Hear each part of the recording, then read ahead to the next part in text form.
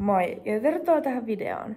Tämän päivän aiheena on EF:n ratsastusleirit. Siis vähän musta itsestä. Mä harrastan ratsastusta ja mulla on oma vuokrahevonen. Ja siis mä rakastan myös matkustamista. Eli ratsastus ja matkustus, ne on semmosia mun juttuja. Ja kun mä kuulin tästä EF:n leiristä, että on mahdollista matkustaa ja ratsastaa samaan aikaan, niin mä olin, että wow. Sen takia mä halusin kertoa teille tästä, koska mä ajattelin, että jos joku, joka tykkää yhtä paljon hevosista kuin mä, niin haluaa kokea tämän, niin tässä on sulle tietoa siitä. Ja myös esimerkiksi, jos et halua ihan mennä täysin ratsastusleirille, mutta sua kuitenkin kiinnostaa ratsastus, niin pidä mielessä, että parissa paikassa, kohteessa ainakin Honolulussa ja Costa Ricassa on mun mielestä, ja Maltalla on ratsastusta aktiviteettina. Joten jos hevoset kiinnostaa, mutta sä et ehkä haluaisi mennä ratsastusleirille, niin voit miettiä niitä kohteita ja sit sä voisit ehkä ratsastaa siellä. Mutta aloitetaan video. Tosiaan tänä kesänä on 2 tuollaista ratsastusleiriä ja ne on täällä näissä paikoissa. Mä en rupea ääntämään näitä, koska mä en oikeasti osaa ääntää brittien kaupunkeja, että mä oon tosi huono siinä, niin mutta noissa paikoissa on, ja molemmissa on siis 2 viikon leirit. Nämä ratsastusleirit, niin ne on tarkoitettu 14-16-vuotiaille, mutta sinne voi kyllä tehdä poikkeuksia, eli jos sä oot 13, täytät vaikka kesän jälkeen 14, tai oot just täyttänyt 17, niin silloin sä voit, jos kysyt vaan sun kielikonsultilta, niin yleensä ne antaa niin kuin poikkeusluvalla, että saa mennä tonne ratsastusleirille myös. Ja tosiaan siellä ollaan siis ihan niin kuin aloittelijasta edistyneeseen, eli ei tarvi olla muuta kuin perusratsastustaidot ja jotain hevosen hoitotaitoja.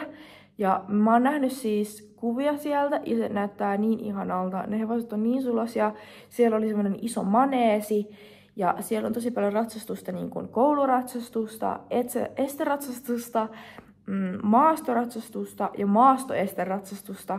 Ja ainakin mitä mä kuulin viime vuodesta, niin siellä oli sitten leirin lopuksi estekisat, niin kuin leirikisat, niin se kuulostaa tosi kivalle.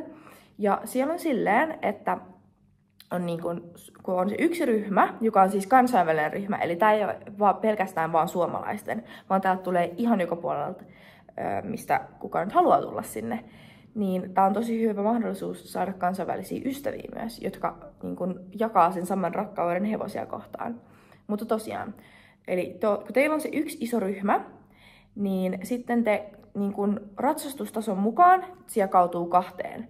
Ja sitten silloin, kun se toinen ratsastaa, niin se toinen tekee esimerkiksi teoriaa tai jotain niin kuin, että siellä oppitunnit on niin kuin siis hevossanastoon painottavia juttuja ja ne niin kuin opitaan teoriassa esimerkiksi hoitotunneilla tai tälleen.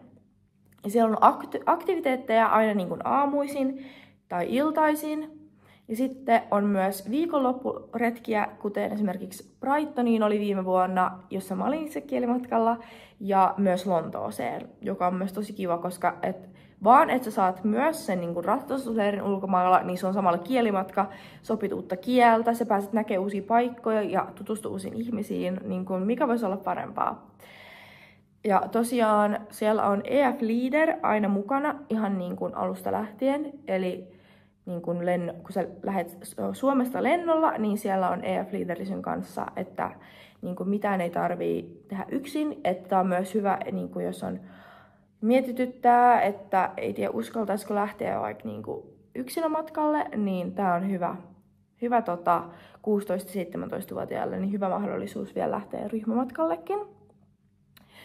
Ja tosiaan mä haluaisin itse myös kokea tämän, mutta mä voisin periaatteessa mennä ensi vuonna, koska mä täytän sitten 17, mutta musta tuntuu, että mua ehkä enemmän kiinnostaa Amerikan kohteet, mutta mun mielestä niin kun toi, että EF:llä on, ja EF:llähän on siis muitakin leirejä kuin vaan ratsastusleirit, on esimerkiksi koripallo, jalkapallo, tennis, sitten on semmoinen seikkailu- ja uimaleiri, ja sitten on esimerkiksi semmoinen Global Youth-leiri ja sitten semmoinen johtajuusleiri. Eli vaikka EF:llä on niin kuin yksilömatkat, ryhmämatkat, niin sitten ryhmämatkoissa on vielä tällaisia niin kuin tietty teemaisia leirejä, joka on mun mielestä ihan niin kuin super siistiä.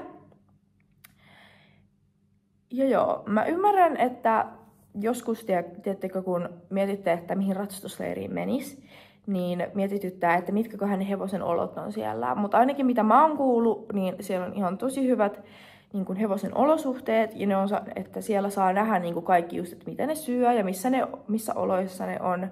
Ja mä oon nähnyt myös, että EF:n Instagramissa on semmonen,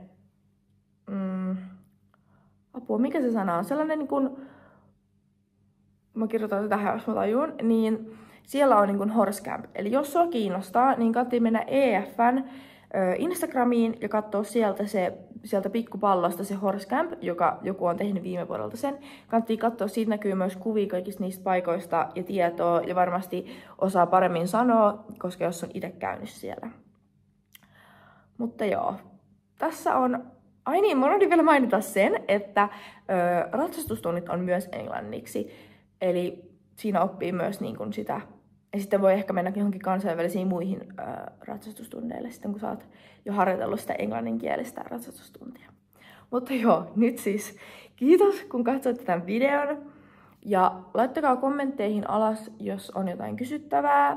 Ja tässä on teille alikoodi, jos te haluatte mennä kielimatkalle. Sillä saa -100 € teidän kielimatkasta.